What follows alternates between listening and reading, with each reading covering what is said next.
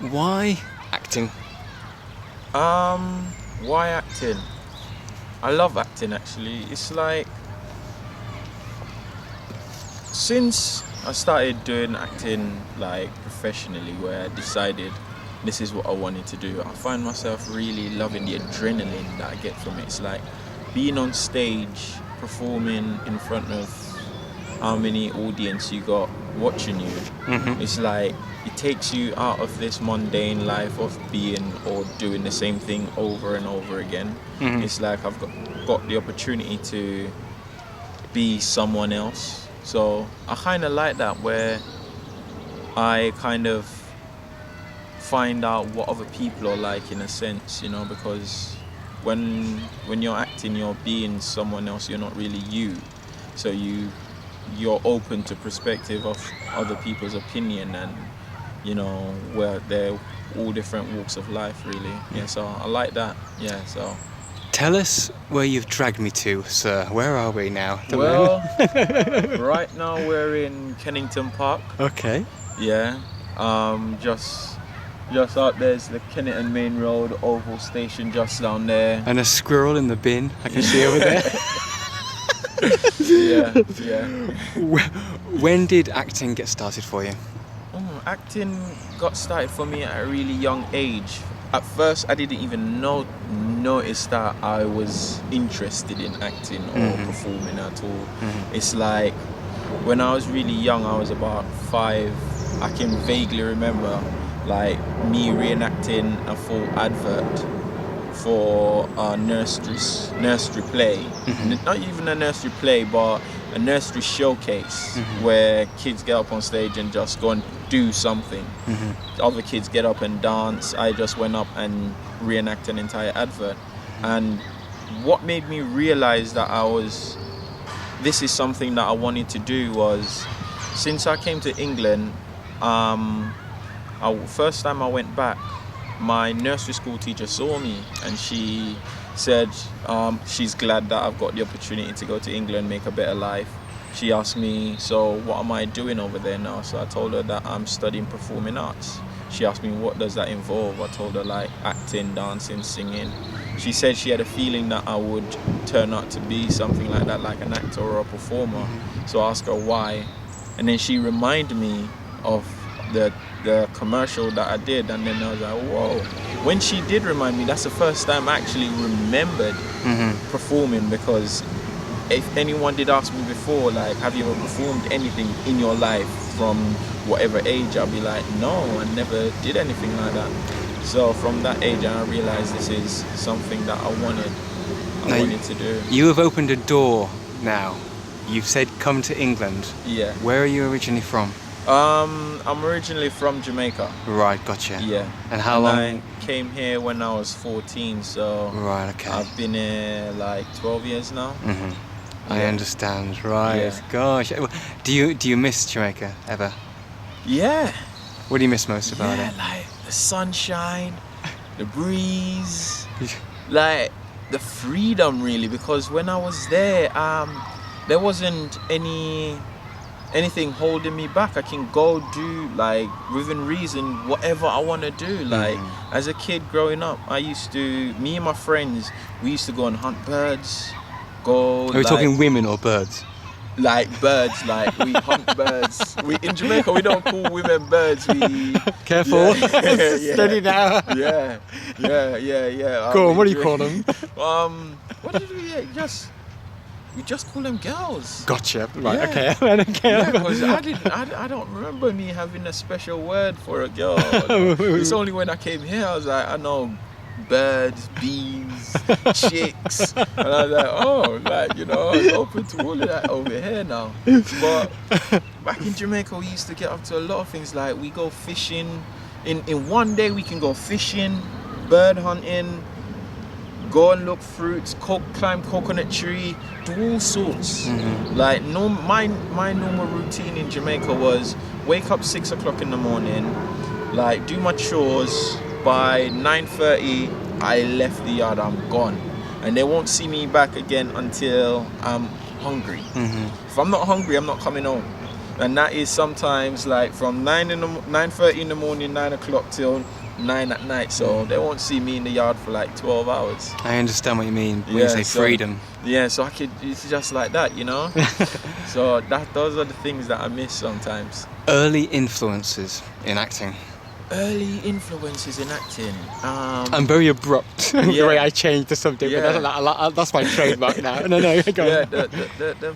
I think the first influences I got for acting was when I was at secondary school in Jamaica. We had a careers day, and we had to go home and think about what we wanted to do. And growing up in Jamaica, because I had such a wide experience of everything, fishing, everything. At one point, I wanted to be a farmer, I wanted to be a fisherman, I wanted to be a police officer, I wanted to be so many things. And then one day I was watching this TV program with my dad, and this guy, he was acting, and he's got this a case full of ID. And he can be a police officer and do whatever he wants. He's kind of like an assassin.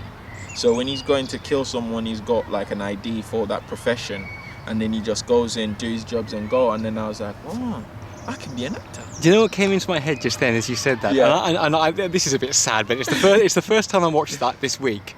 I'm really so far behind with films, but Born Identity. Yeah. That bit where he gets his case and he goes into that room and he's got all those IDs and the guns. Yeah, that's exactly like that. That's the first thing that I thought of, because I saw that this week for the first time. Yeah, and it was like that, and then I thought about acting, and then I was like, if I become an actor, then I can basically do or be whatever I want. If, like, you know, I can have the opportunity to be a fireman for a day, or, you know, a police officer or something, at least I'd get the experience of being that person, even though it wouldn't be a career choice to, per se, go and live it and do it 24/7 like a full-time job. Education in acting. My education started at my secondary school in England, because in Jamaica you wasn't allowed to do acting until you was in year 9, and I came to England when I just started year 8 in Jamaica. So my education started here at my secondary school that I went to it's called Kingsdale in Dulwich. Right. Yeah, and I started acting there.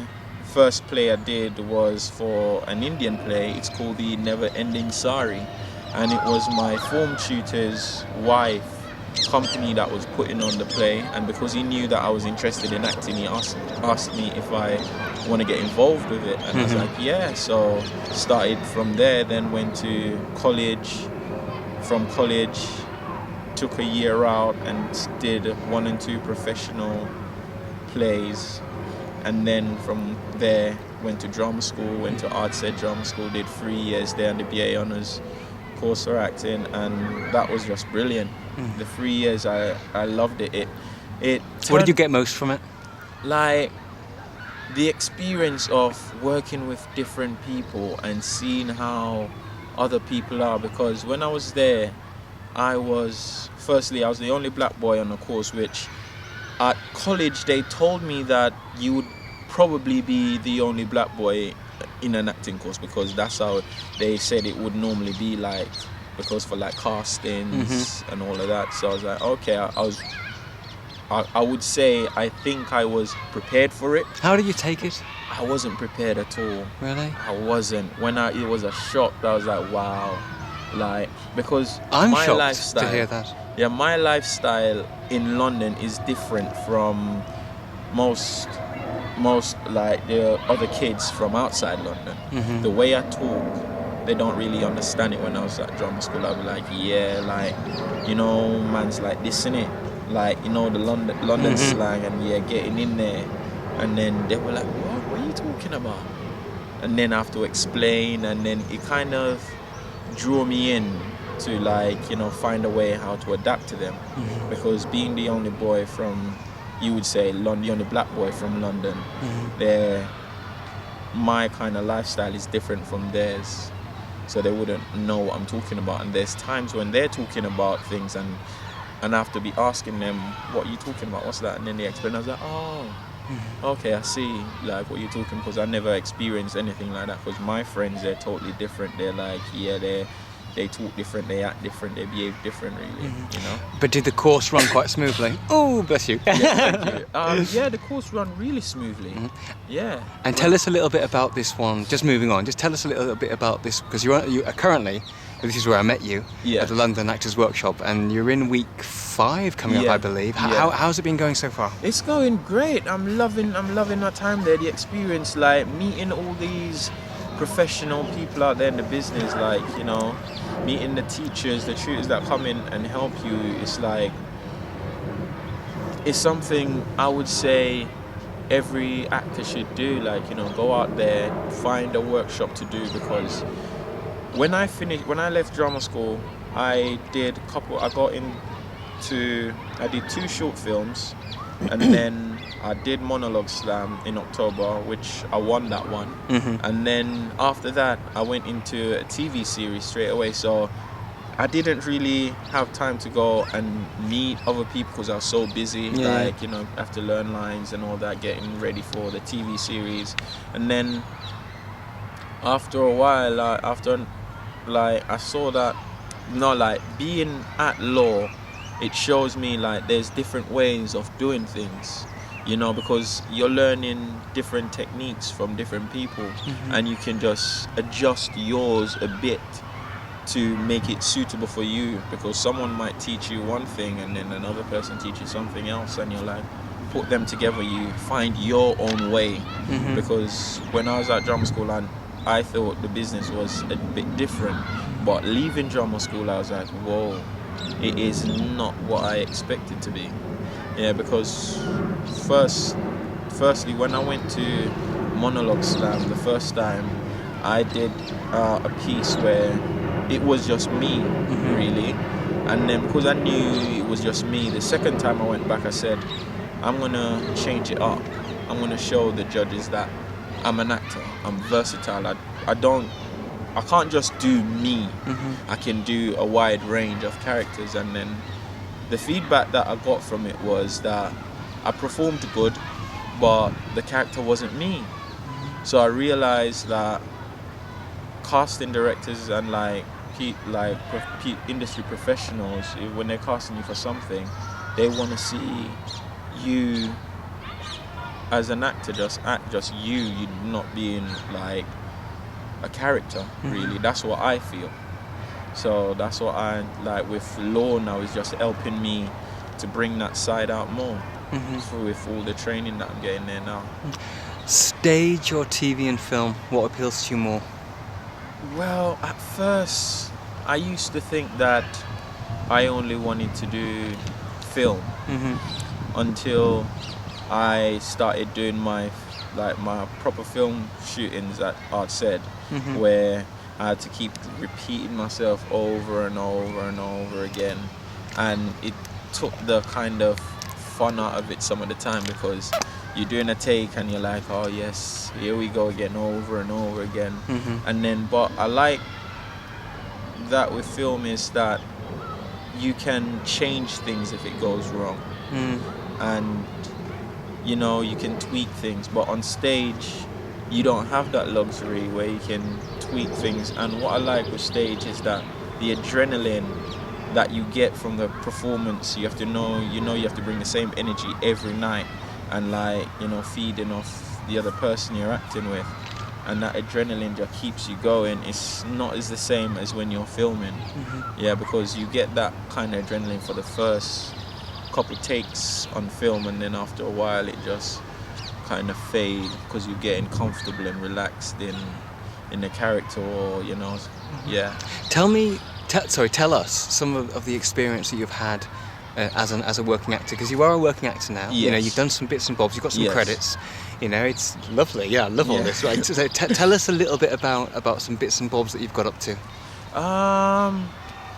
Like bits and bobs that I've gone up to is like some of your credits.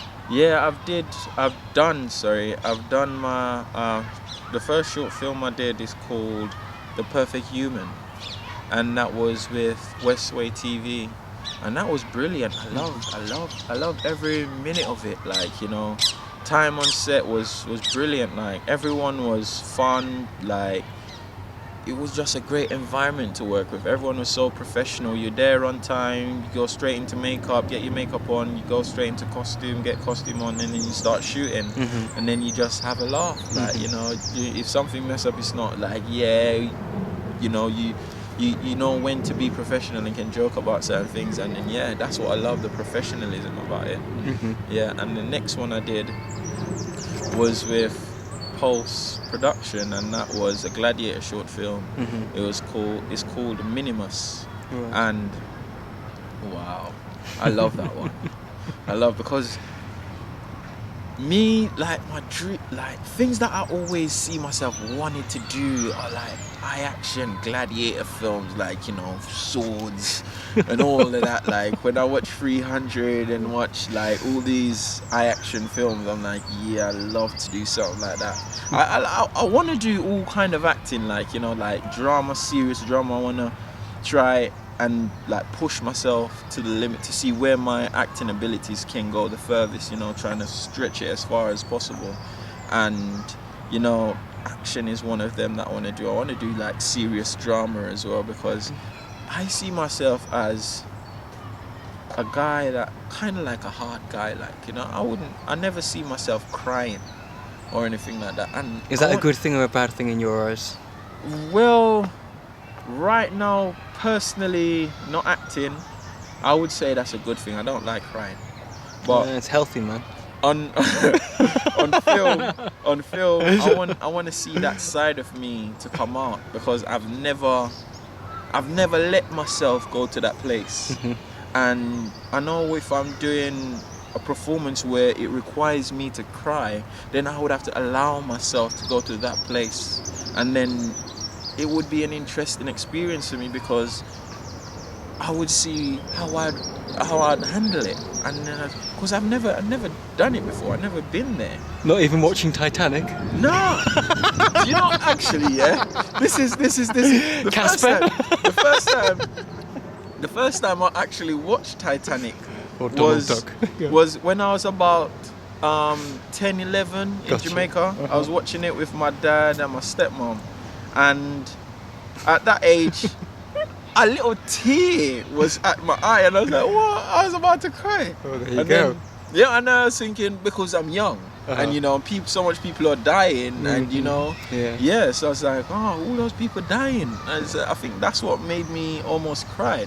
But from then, I never, not one film that brought a tear. I felt the character's pain and all that, but right, let's just close this. And all I want to say to you, right, Mr. Smart Man, is a man who can't cry isn't a man at all. I don't think so. Right, we'll discuss that off camera. Okay.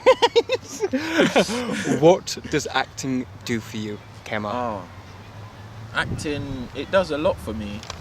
It changed me as a person, first of all.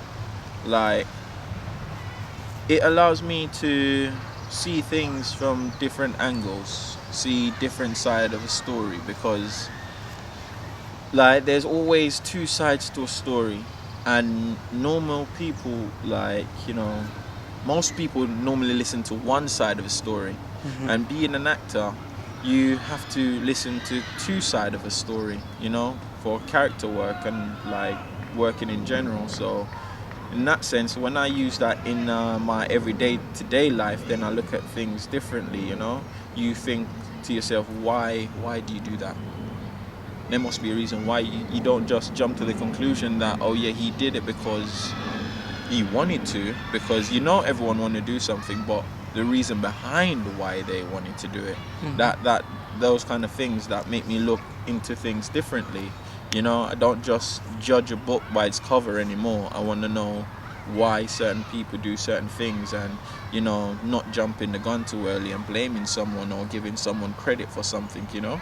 Yeah, so you just make me analyze things more, you know. So FTQ, 5 topical questions.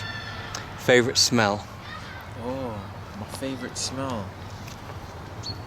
My favourite smell is actually food cooking, you know? Food cooking? Yeah. Okay. Like, I love the smell of good food cooking, like, you know, especially when I come home and I smell my mom's cooking, I'll be like, yes. Yeah, food time, innit? Yeah, I just like, yep, drop my bag, go straight in the kitchen, see what's there, what she's cooking. Yeah, food cooking, I love it. I love that smell. One of the proudest moments of your life so far? Well, so far one of the proudest moments of my life is when I graduated from drama school. Yeah, being the first person in my family to actually go on to higher education and graduate, I'm really proud of that, because it's kind of like I'm paving the way for my younger siblings, because they've seen that I've done it, then you know they can do it as well, because my mom and dad, they're from Jamaica. My mom came over here when she's a big woman, so she wasn't really into like going to college and doing that. She just wanted to work and make sure she can support me and my brother back in Jamaica. So she didn't have that luxury where she can go and say get an education to graduate and all that. Now she's doing that, now she's pursuing that, because she sees that it can be done, because I've graduated from drama school and she's really proud of that. So that's one of the things that I'm really proud of, graduating from drama school, accomplishing something in my life where I know this is what I wanted to do and I've actually done it. Do you believe artists can change people's lives? Yeah. Why? I do think that, because a lot of people like look up to artists as a role model, idols, something they want to be, you know, give them they aspire encouragement, to. Inspirational and all that. So if like say a famous actor, say Will Smith for instance, because he's my role model, and the way how I see him carry himself like from other entertainers is that's what I mean, like that's how I would want to carry myself. I've never seen any bad press about him saying like this, because you know he carries himself in a way where it's kind of like he's a gentleman. You know, when you step across the boundaries, he'll let you know that this is the boundary, mate. But everything I've seen about him so far is like actually real good. Like people can look up to that and say, yeah, he's a decent guy. He's not drunk driving, like doing all sorts. So it depends. Like, you know, artists can really change people's lives. You know, because a lot of people look up to them, especially like musicians. Like, you know, the songs they sing, it influence a lot of kids nowadays to do things, because they listen to the music and then they think that, oh, that is cool to do that now, you know? Yeah. What was the last thing you saw at the cinema? Oh, the last thing I saw at the cinema was Django. Any good? Oh, that's what I'm talking about, action films. See? Go on, carry on. Tarantino is like one of the... I know everyone knows he's one of the best directors, but like the shots that he did in that film, I was like, what gave you the inspiration to do that? There was this one shot, I love this one shot. It's of the guy riding on a horse and he got shot in his head and the blood spatter on the cotton. And the way the blood spat on the cotton, I was just thinking, like, what made you think of let's get just one shot of the blood spatting on the cotton, and it's just that I was just like, I love this is filmmaking right there. This is like filmmaking at the greatest. Like, I just loved it. Favorite city you've ever visited? Oh wow. Favorite? That's an interesting question, because I haven't been anywhere really. The only places I've been is like so far is back to Jamaica, England, and I did a 2-week boat ride around the Channel Islands. Okay. Yeah. Jersey and Guernsey and Sark. Yeah. Gotcha. I know those places. So those are the most interesting places I've been so far. So you can probably say London. Yeah, London. Yeah. Right. London. Okay. Now listen. You're my first from law. You're my first artists from law to step on board from the new class. Yeah. Okay, so I just wanted to, obviously it's been quite a while since I've done one of these, a few weeks, so I just wanted to just mention a couple of things, like on a personal level, because this captures the timelessness of when it is. In the last 2 weeks, I met an old friend I used to work with 10 years ago, and out of the blue, phone call, hey, Rich, do you want to have a drink? Be really good, nice to catch up with old times. He was nothing but very negative, was all the begrudging things he wanted to say to me 10 years ago, he said then. Yeah. He said I was a nightmare to work with, and very derogatory things. Told me that his wife and 2 children were a burden in his life, charming, that he'd spent £30,000 on hookers, and he got quite drunk at this meeting and drove me up the wrong side of the road on my way home. I couldn't wait to get out of that car. And it made me realise that the people that I've had around me in recent times, these actors, the women's footballers, the musicians, like I got Steph Houghton, who's an Arsenal player on Sunday, and I managed to get hold of this girl, and she scored for Team GB in the Olympics just last summer, and that was what inspired me to get into the women's, take an interest in the women's football. Yeah. And lo and behold, this girl's in front of my camera on Sunday, and I was chuffed to bits, man. I was over the moon. So what I'm basically saying is, it's people like you that I need around me. I need positive people who are hungry. I could call you in 20 years' time and you're still doing this. Yeah. You know what I mean? They're the people that I want on this channel. They're the people I want on my videos, you see. And that made me realise that. And then there was that. I had that. I had to put up with that for an hour in a pub. And it was a long hour as well. Yeah. It was 1 hour, but it was a long hour. But it made me realise I feed off people with positive energy and people who are living, not existing. Yeah. Okay, second thing. I've had a very interesting week on YouTube. I suffer from quite bad skin, probably, which is why I don't show myself on camera. But no, I had a humongous spot on my nose, and I turned it into an anti-bullying video called Spots, but I put it on my other channel, unfortunately. And, just put it on there and just talking about anti-bullying and, if people judge you by spots, they're not worth knowing, all that kind of stuff. You've looked at it yourself. Yeah. And lo and behold, as you saw, it's gathered in over 3 weeks, almost 45,000 views. So what I'm going to do is I'm going to put a link under this video, so you can have a little look. So dear watcher, if you know someone who is suffering from bad skin and, wants to get that video out there so they can have a little look at it, because what did you make of it? Well, like when I showed it to you, it really hit a lot of points for me, because most bullies, they either been mistreated at home, and that's their way of dealing with it, because some kids, they mistreated so badly, it's like when another kid come up to them, they don't know how to react to them, so they bully them and things like that. Well, it seems to be speaking to people. Yeah, definitely. Good luck. Oh, thanks. Okay, lucky lolly. Listen, it's been wonderful having you on. It's so nice to be getting back to this. Do you know what? I love this. I love the positive conversations. I think my silence says it all. I just love this. Yeah. May great roles come your way. Oh, thank you. Thank you. Yes.